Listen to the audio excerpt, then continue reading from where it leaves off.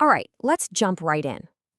When we think of a great leader, our minds usually go to big, grand moments. The epic speeches, the make or break decisions. But what we're digging into today suggests that maybe, just maybe, we're looking in all the wrong places. And that's the big question, isn't it? It kind of flips the whole idea of leadership on its head. It asks us to think about the invisible stuff, the silent signals, that are actually shaping how people see their leaders. And there it is. That's the core idea. While we get so caught up in crafting the perfect email or the perfect memo, the real work is happening through a leader's presence.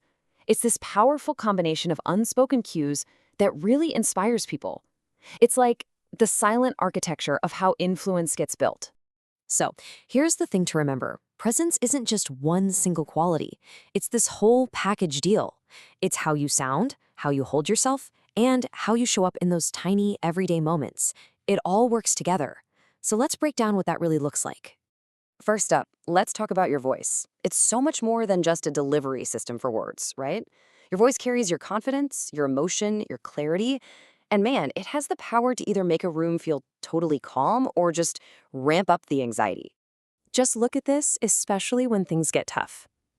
During a crisis, a calm, steady tone makes the whole team feel secure. Like, okay, we got this. But if a leader's voice sounds shaky or defensive, well, that just throws fuel on the fire. It spreads confusion and makes everyone second-guess themselves. It's really the difference between being a steady hand at the wheel and a shaky one. Okay, that brings us to our second pillar, body language. And the message here is crystal clear. Your posture, your gestures, they're sending signals long before you ever say a single word. It's basically your first impression every single time you walk into a room. And you can see the difference so clearly here. Open body language, making eye contact, having a relaxed posture, that signals respect. It tells people, I'm here, I'm listening.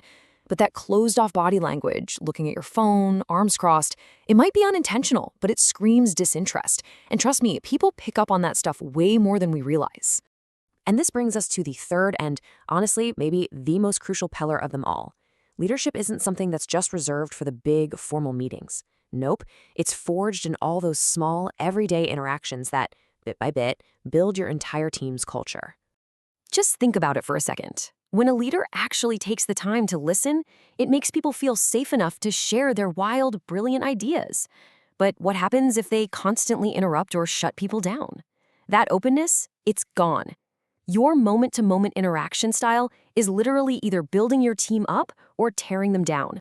Okay, so we've got our three pillars: your voice, your body, and your interactions. But how does this all actually work in the real world, like day to day? Well, turns out a leader's presence is being tested all the time, right in the middle of their most important jobs. This really connects all the dots. Every single one of these core leadership jobs demands a certain kind of presence. If you're leading people, for example, your presence has to radiate clarity.